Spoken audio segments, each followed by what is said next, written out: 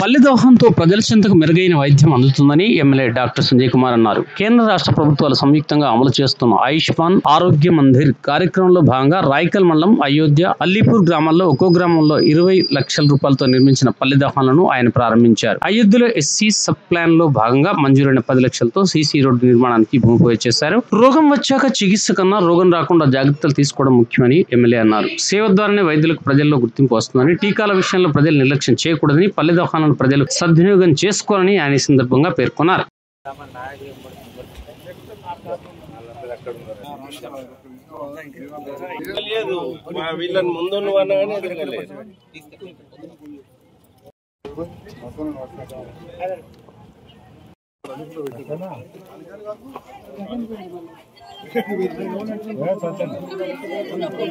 అప్పుడు కొంచెం ఏమైందంటే అప్పుడు ఒక జీవో వచ్చింది కదా, ప్రాక్టీస్ చైర్మన్ అది ప్రోటోకాల్ ఇన్వాల్వ్ అయ్యారు. ఇప్పుడు అది ఎక్స్టెన్షన్ వచ్చింది కదా మేడం,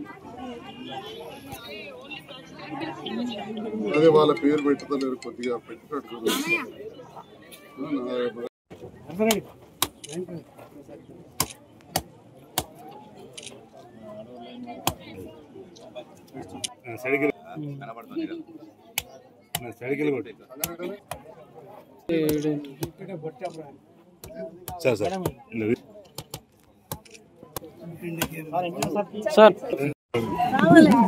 వచ్చి మళ్ళీ 600 ఓట్లు ఎక్కువ తెచ్చుకుంది ఊళ్ళు.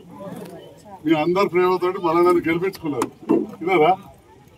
మరి ఆ రకంగా ఉంటూ ఏదో ప్రజలకు ఏం కావాలి, ఫస్ట్ థింగ్ అందరు బంగ్లాలు అంటారు, రోడ్లు అంటారు, ఏమో మాట్లాడతారు, కానీ విద్య వైద్యం అంటే చదువు కావాలి పిల్లలకు.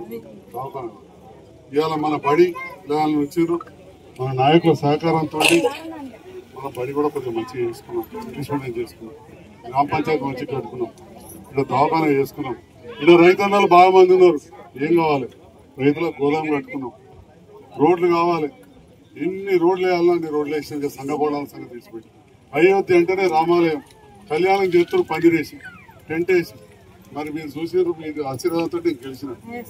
మీరు గెలిపిస్తే ఇలా కళ్యాణ మండపం కట్టించినామా లేదా మీరే చెప్పారు.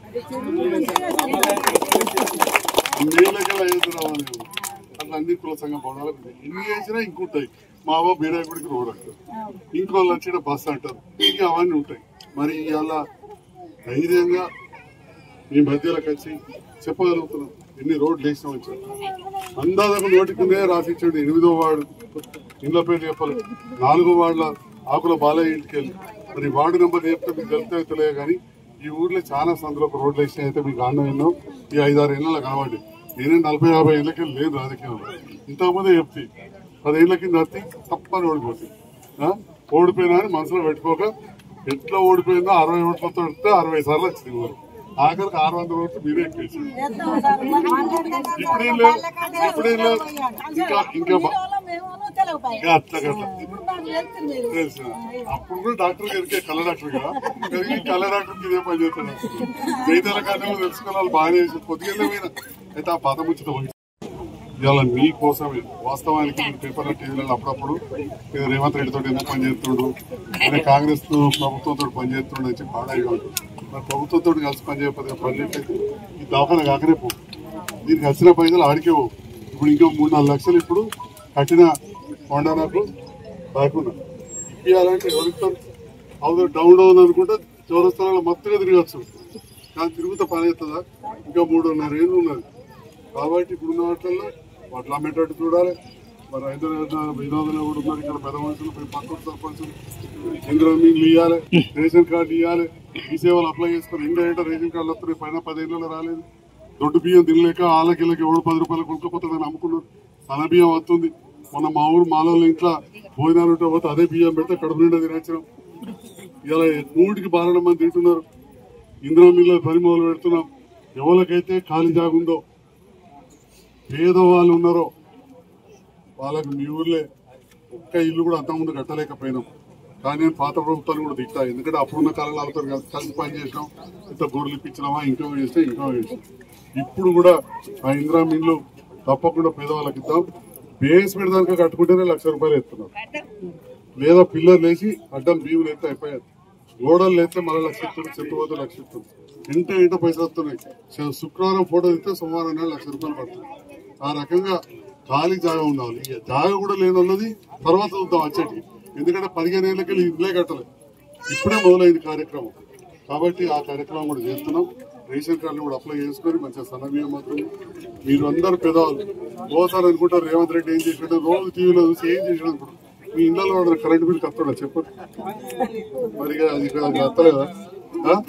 బస్సు గీడి కత్తలేదు, గాడ పోతే ఉచితంగా ఎక్కి చేశాను కాబట్టి కత్తురా అత్తలేదా? ఇది కూడా చేద్దాం చెప్తున్నా. కాబట్టి రేవంత్ రెడ్డి గారి ప్రభుత్వంలో కూడా మన కార్యక్రమాలు జరుగుతున్నాయి. బాగా పెద్దోళ్ళకి 4 వాళ్ళకి 15 ఎకరాలు 20 ఎకరాలు 30 ఎకరాలు ఉంటే రైతు బంధు వస్తలేదు. కానీ 3-4 ఎకరాల గరీబ్ అవి కూడా వచ్చింది. కాబట్టి పేదోళ్ళ ప్రభుత్వం అలా పాత ఇంద్రమ్మ ప్రభుత్వం అందుకని కలిసి పనిచేస్తున్నారు.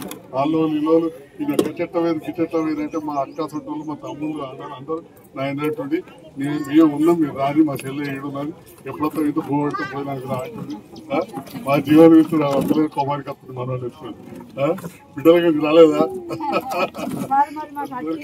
మళ్ళొక్కసారి ఆ భూమి లేని వాళ్ళకు కూడా ముందు చేద్దాం తప్పకుండా అని చెప్పి కూడా తెలియజేస్తాం.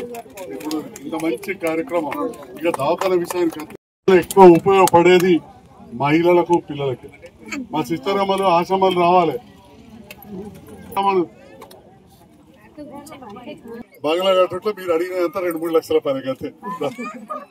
బడి ఎంత పెట్టా జీవన్ బడిది ఎంత అయింది? 20 లక్షలు పెట్టాం. బడికి ఏం తక్కువ పెట్టలేదు. బడికి 20 లక్షలు పెట్టాం. ఆ పైసలు వచ్చేటి ఇప్పుడు పాపం తినవా పైకాలు పెట్టాం. పత్రం లేనే కదా అంతకుముందు ఉండేనా? ఒక్క నిమిషం సిస్టమ్ రాసమల్ ఇక్కడ కార్యక్రమం ఒక 2 నిమిషాలు ఇవ్వండి దయచేసి, చాలా ముఖ్యం. ఒక డాక్టర్ గా మీరు గెలిపించిన ఎమ్మెల్యే మాట్లాడతాం. మా సిస్టర్ అమ్మలు ఆశమ్మలు అంతకుముందు ఏదో చిన్న గ్రామ పంచాయతీలో వాడు పంచాయతీ అని వస్తాడు, వాడు పర్మిషన్ అని వస్తాడు, అటువంటి కాడ కూర్చొని మీకు టీకాలు వేసింది, మందులు వేసింది. ఇవాళ దవాఖాన అందరికంటే ఎక్కువ పనిచేసేది మహిళలకు, చిన్న పిల్లలకు. పైసలు ఉండోళ్ళు పెద్ద రైతులు ఎడుకన్నా పోతారు, అది వేరే విషయం. పేద వాళ్ళకి అత్యంత ఉపయోగపడుతుంది. గర్భిణీలు ఉంటే టీకాలు వేయాలంటే మనకి ఎంతో ఇబ్బందులు ఉంటుండే. ఇవాళ మనకి ఇక్కడ అన్ని సామాన్లు ఉంటాయి, అన్ని వ్యవస్థ ఉంటుంది. మీరు వచ్చి మంచిగా తల్లి పిల్లలకు టీకాలు వేయించుకుంటే ఎన్నో వ్యాధులు రావు. రోగాలు వచ్చేదానికంటే రాకుండా చూసుకోవాలంటే కొద్దిగా చేతులు మంచిగా కడుక్కొని తినాలి, శుభ్రంగా ఇంట్లో మంచినీళ్ళు తాగాలి. దాంతో పాటుగా ఈ టీకాలు అనేవి కూడా చాలా ముఖ్యం. మరి ఇవాళ మన సిస్టరమ్మలు ఉన్నారు, ఆశామ్మలు ఉన్నారు. ఇవాళ నిన్న కూడా మాట్లాడితే ఏం చెప్పారు, ఎక్కువ మంది గర్భవతులు అయితే ఆపరేషన్లు ఏడవుతున్నాయి భారతదేశం మొత్తం అంటే మన కరీంనగర్ జిల్లా చేశారు. ఆపరేషన్ అయితే ఏమవుతుంది, ఒక్కసారి ఆపరేషన్ అయితే రెండోసారి మళ్ళీ వేయాలి, రెండోసారి వేసాక మూడోసారి కడుపు వస్తే గర్భసంచి తీయాలి. ఆ 3 ఆపరేషన్లు ఎవరికి పేగులు ఎత్తుకపోతాయి. కడుపు నొప్పి అయితే మళ్ళీ పేగులు ఆపరేషన్ చేయాలి. ఈ ఎల్లవేళ కడుపు నొప్పి, ఈ చూస్తే నడుము నొప్పి, ఆయన పని చేయరాకుండా అవుతారు. ఇంట్లో పిల్లలను ఎత్తుకుని కట్టం అవుతుంది, భర్త కట్టం, ఈ కట్టం, మందుల పాలవుతుంది. కాబట్టి అని చెప్పినట్టు టైం మీద టీకాలు వేయించుకొని టైం మీద చేసుకొని నార్మల్ డెలివరీ చేయించుకోవాలి. ఏమున్నది, మా అమ్మకు మీరందరూ కూడా మీ అవ్వలకు ఆపరేషన్ అయితే ఉంటుంది విషయం. మీ అమ్మమ్మలకు అయినా ఎవరికన్నా ఎవరికి నార్మల్ అయ్యే పరిస్థితి లేకపోతే ఆపరేషన్ చేసుడే అలా తయారే ఉండే. నాకు నా బిడ్డ మామూలుగానే పుట్టింది. భగవంతుడు ఎట్లా నన్ను ఉంటాడు అట్లే కదా నా భార్య. నా బిడ్డ నాకు మనవరాలు పుట్టింది, 3.5 మనవరాలు నాకు. నా మనవరాలు కూడా కట్టాను. నొప్పులు రాకుండానే పుట్టినాయా? నా భార్యకు రాలేదా, నా బిడ్డకు రాలేదు. నువ్వు నొప్పులు రాగానే నా బిడ్డకు నొప్పులు వస్తున్నాయి నాకు ఫోన్ కొడతారు, సార్ ఇంకా ఆపరేషన్ చేస్తాడు, ఇంకా ఆపరేషన్ చేస్తాడు. తీస్తుందమ్మలు వెనుక పడతారు, వాళ్ళు భయపడతారు. పుచ్చుకొని బిడ్డకు నాయనాడే తాగేమో నన్ను అంతలో ఏదో ఊర్లో వాళ్ళు ఏమైతే సార్కి ఫోన్ చేసి నన్ను ఫోన్ చేస్తారు. ఫోన్ చేస్తే నేను ఆలోచిస్తాను, వాళ్ళు తీరు పైసలు ఉన్నా కానీ 30,000 బయట సర్కారు దవాఖానలో. అందుకే మీరు సర్కారు దవాఖానకు రాని, తల్లి పిల్లలకు మంచి దవాఖాన అయింది, వసతులు ఉన్నాయి, మీరు వచ్చి ఉపయోగించుకోరా. ఇక రెండోది టీకాలది విషయం చెప్పిన. ఇక కొన్ని బీమార్లు ఉంటాయి. ఇలా దవాఖాన అనేది ఒక మందులు ఇస్తాం కాదు, మీకు ఎన్నోసార్లు టీవీ రాకుండా ఎట్లా చూసుకోవాలి చెప్తారు, వచ్చిన మందులు ఎట్లా వాడాలో చెప్తారు. ఇయ్యగానే తీసుకుపోయి 2 రోజులకు పడేది. టీబీ గోళీలు ఓసారి పడాయి, ఓసారి కళ్ళు కూడా మబ్బు అయితే నేను కళ్ళ డాక్టర్ చెప్తాను. మళ్ళీ వచ్చి మందులు మార్చుకోవడం ఉంటుంది, దానికి తగినట్టు తినాలి. మలేరియా ఉన్నది దోమలకు. ఎందుకంటే మచ్చడిదాలు వేసుకుంది ఎవ్వలేదు ఇవ్వాలి. దోమలు కుడుతున్నాయి, మెదడు కూడా ఎక్కుతాయి. అటు జ్వరమే కాదు, మలేరియా జ్వరమే కాదు, మెదడుకి ఎక్కుతుంది, మెదడు వాపడుతుంది, అవన్నీ కూడా ఉంటాయి. ఇట్లా కొన్ని బీమార్లు ఉంటాయి, పసిరికలు నీళ్లతో వస్తాయి.